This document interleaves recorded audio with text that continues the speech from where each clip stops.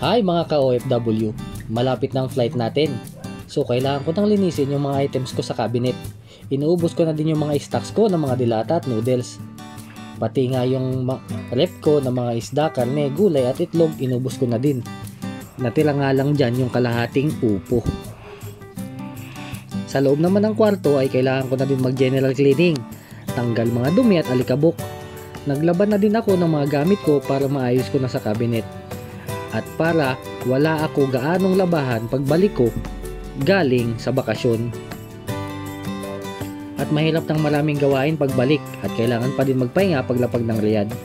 Ito namang higaan ko, kailangan ko din ligpitin at ibalot yung mga unan at kumot sa sapin para ang maalikabukan lang yung pinangbalot ko.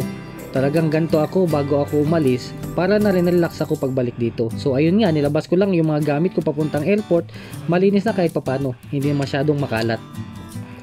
At ang huli ay ang last check-up ng mga dadalhin kong maleta. Sabi ko nga, ang baggage allowance ko lang ay 7 kilos para sa hand carry.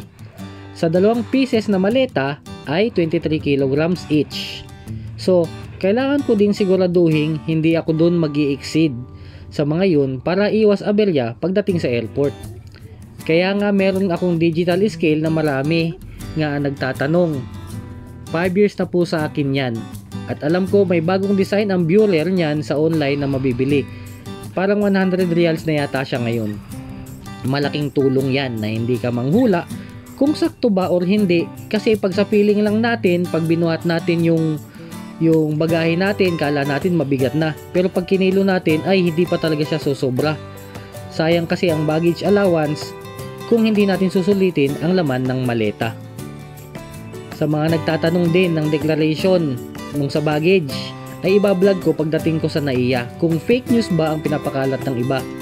Pero nag-fill up na din ako ng e-travel ko at may gold akong dala na siya kong idineklara sa e-travel form ko.